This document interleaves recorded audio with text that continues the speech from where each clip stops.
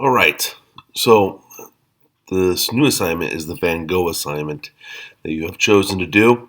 It's going to be great because you're going to use line work and you're going to use colors to create motion where there is not motion. Basically, you're going to color certain areas kind of flat, maybe with a little bit of texture, and then you'll let that dry. And then you're going to go with darks, midtones, and highlights and create lines and different variation of lines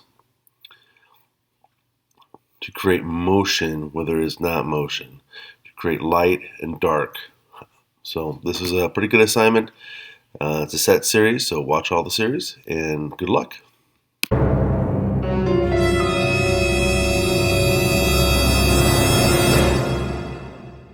Alright people, pay attention. Now you can see I have two yellows in here and I'm mixing it with my palette knife. That means I'm adding water and white paint. Why am I adding water and white paint? Because it's heavy bodied for a reason and we want to make it nice and smooth. No one wants to paint with toothpaste. You want to paint with something more the consistency of yogurt, especially Greek yogurt, Chobani. It's a good brand. Anyway, as we're moving on, you can see that I'm filling in the space and it is light in color. I'm going to be adding more of the darker yellow in there to give it a little bit more texture to the sky. We want to basically put the base paint coat on this. It's that kind of base. Because this is the layer color that we're going to be working with, and then we're going to be painting in layers over top of it using the line work in our painting. Because this is Van Gogh, and that's what he did, and he did not do anything else other than kind of this kind of stuff. We're going to have motion where there is not motion. So this is sunset. So we're painting the sky yellow, and we're going to be painting the rest of it a kind of a blue or a purple or cool tone.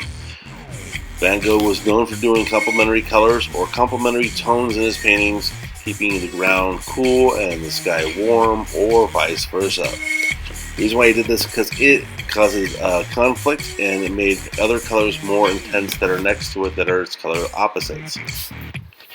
So we're going to have a nice bright yellow sunset that we're going to mix oranges and so forth because it is warm tones, and warm is the color of fire.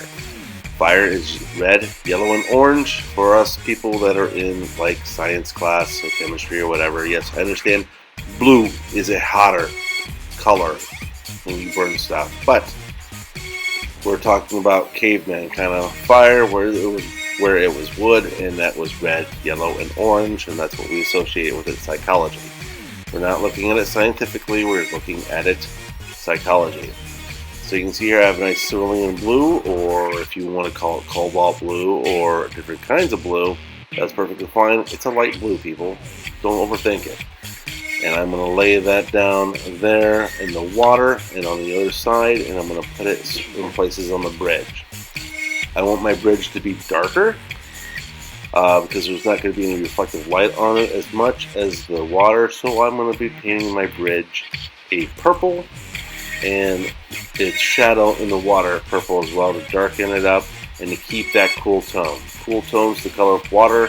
Purple would be a cool tone. If you add more red into it, you can warm up the purple, but otherwise then, purple is a cool tone. So you can see here I'm getting ready to paint the purple. I'm getting my brushes ready. I'm adding water to my paint as always, as you should, using the palette knife to mix, not the brush. You're gonna ruin my brushes that way. Don't do that. Don't mix with the brushes. So I am painting now on here, and I already told you what I'm going to do, so just kind of watch and enjoy the music selection that goes along with this video. I hope you guys enjoyed something, learned something, and, well, I hope you paint something. So, thanks.